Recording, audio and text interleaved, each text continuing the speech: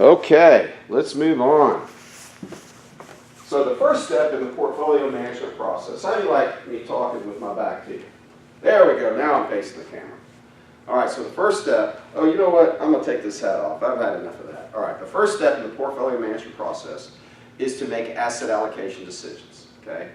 Check out how random and variable these asset class returns are. So look at this nice checkerboard, and each square represents a different asset class. Global bonds, large cap growth stocks, real estate investment trusts, bonds, okay, real estate investment trusts, small and mid cap stocks, large cap growth again, small and mid cap stocks, and so these are the years 2008 through 2017, so 10 years, and these were the top 3 performing groups.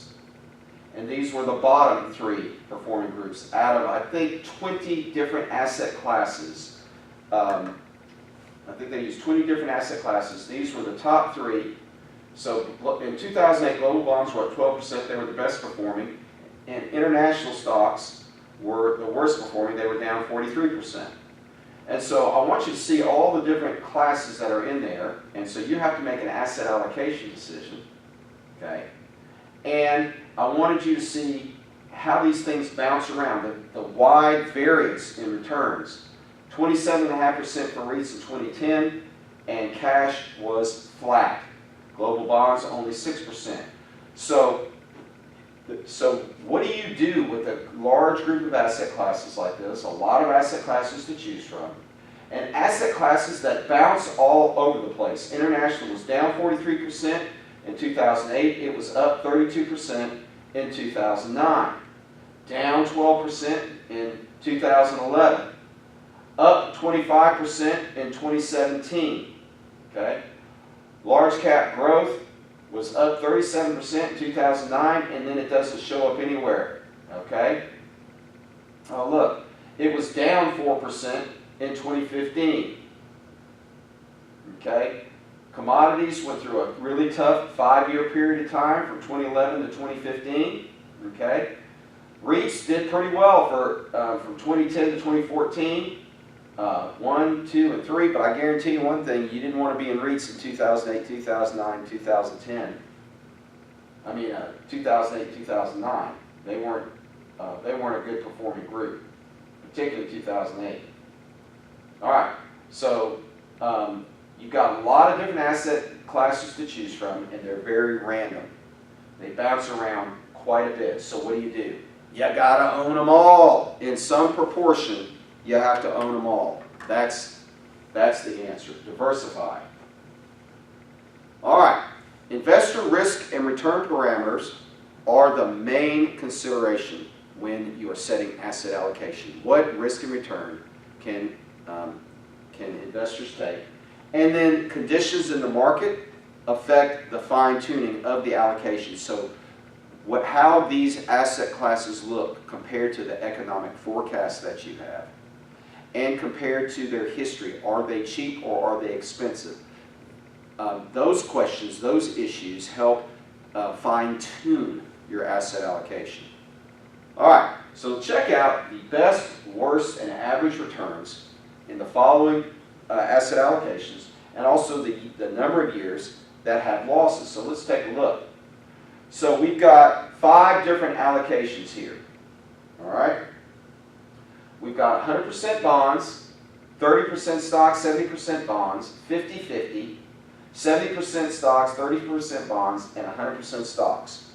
So let's check it out. 100% bonds, the average annual return 5.4%. Okay? 100% stocks, the average annual return, 10.3%. And you say, well, that's not a lot. Well, over a 30-year period of time of investing a certain amount of money, say $10, $12, $14, $15,000 a year, that is going to quadruple your ending amount. Okay? So that's the difference between retiring wealthy and retiring not so wealthy. All right? So let's take a look at the best year under 100% bonds. Up 33%. Wow, what a great year for bonds. Who would have thunk it? And that was in 1982 when interest rates dropped straight down. Okay? What was the worst year for bonds? -8%. Let's look at the 100% stock portfolio. The best year, 1933, up 54%. The worst year, 1931, down 43%. Do you think that it is a coincidence that the best year and worst year are close together? And the answer is no. It happens that way a lot. A very, very good year in an index or with an individual stock happens after a very, very bad year, okay? How many years of losses do we have with a 100% bond portfolio? We have 14 years out of 92 years where there was a loss that was negative, okay? With the stock portfolio, 100% stocks, 25 years out of 92 years were losses. So about a third of the years were losses here, and about 16, 17%, about half that rate here, okay? All right, so let's look at in between. So let's take a look, 50-50. Let's take a look at a 50-50 portfolio. The average rate of return, 8.4%, best year 32%, worst year minus 22%. So that's not a bad trade-off there. And years with a loss, 17 out of 92. So that's a pretty nice trade-off. You get a 60% increase. With a 50-50 portfolio, you'll get a 60% increase in return with not a bad downside and very little change in terms of the number of years that had losses, okay? So the question is, where is your client in this group? Where do they feel most comfortable in this group? Is it 100% bonds? Probably not. Is it 100% stocks? Probably not. It's going to be somewhere between 30-70 and 70-30. That's where it's going to be. And so a nice 70-30 portfolio, 9% return, 21 years out of 92 years negative, okay?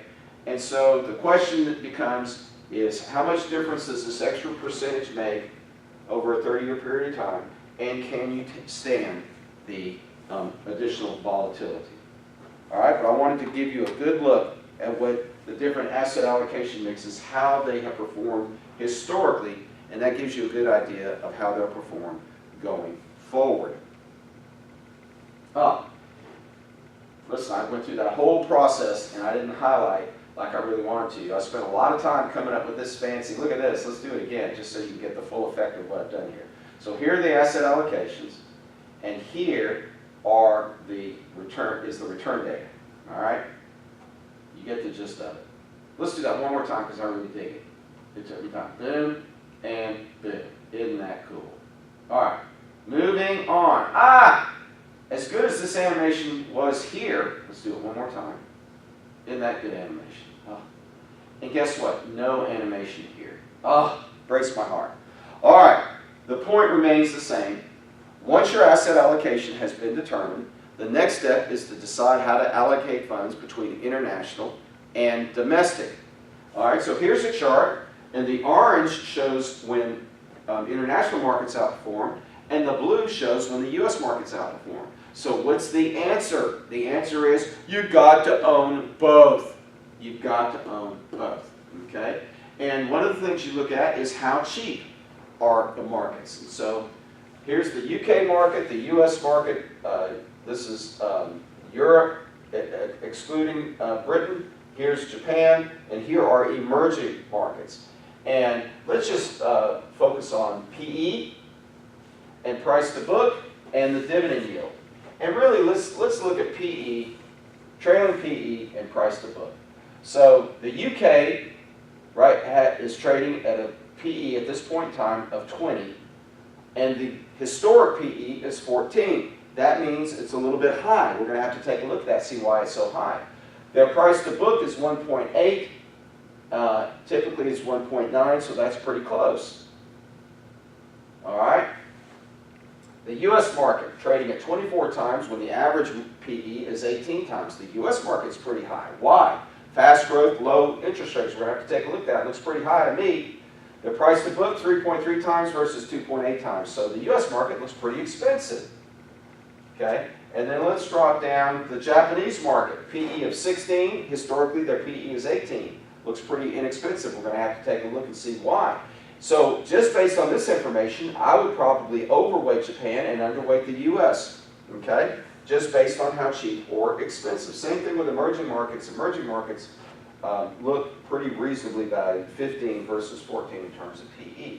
So we can get a look at how expensive or how cheap the markets look, and that helps us to decide where to overweight or where to underweight. But what this tells us is, while we can tweak or fine-tune our asset allocation, we need to be invested in U.S. and foreign stocks at all time. All right, keep in mind that the international market is often divided into two groups, developed and emerging markets. So up here, this shows where the developed markets are outperforming, okay? And this is Europe and Japan and Germany, so all of Europe and Japan, and these are the emerging markets, and this would be China and Brazil and Russia. And so there are periods of time when the emerging markets outperform and periods of time when the developed markets outperform. So what does that mean? We're not exactly sure when these time frames start and end, will start or will end. Therefore, we should be invested in all of them at all time, and we can tweak or fine-tune our asset allocation based on where we think these things are historically in terms of being cheap or being expensive. Okay? All right, the next step is to decide how to allocate funds into large, medium, and small company stocks. All right, so once again, here we go. These are periods of time where large cap outperforms and periods of time where small cap outperforms. And they're distinct periods of time. But we don't know when to be in one and when to be in the other. Therefore, the answer is, let me hear it, be in both at all times. And you can look at how cheap or expensive these markets are, these small cap markets versus large cap markets, and determine where you think you need to overweight or underweight. And just to give you an idea, this is how large did so far through 3/4 of 2018. This is how mid did, and this is how small cap did. So small cap did the best, has done the best so far in 2018. This is before the big drop off recently. And if you were in mid cap, you underperformed pretty drastically. These bars are for the 3rd quarter. So if you were in mid cap, you are not having such a great year. So again, you got to be invested in both of these. All right, the next step is to choose industries or sectors to overweight and underweight. Okay? You start by reviewing the industry weights in your benchmark. Every benchmark has data available so you can see what the sector weightings look like. Okay? And so this is the S&P 500, the current sector weightings, and you can see technology is about 26%, and financials about 15%. And yes, there is data available that shows you how these weightings change over time. And then here's a sector performance chart that shows, once again, we talked about this in an earlier slide, if you had been invested in these 3 sectors, overinvested, overweighted, you had a great year. If you were underweighted here, overweighted here, not such a great year. All right. The decision on sector weighting is a function of economic forecasting, sector valuation, and individual company analysis. So let's look at sector valuation. All right. So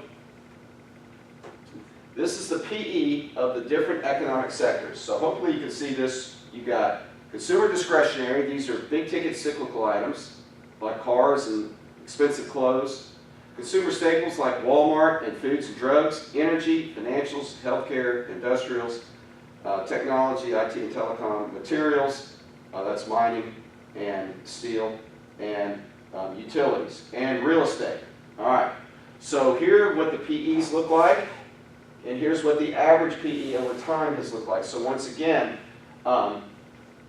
here's the price to sales, and the price to cash flow, and the average. Okay, so let's take a look at PE. So right now the market's trading at about 26 times, the average PE 19 times. over history. It's overweight. It's high.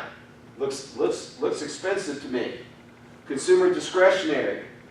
Okay, looks a little expensive. Consumer staples, a little expensive.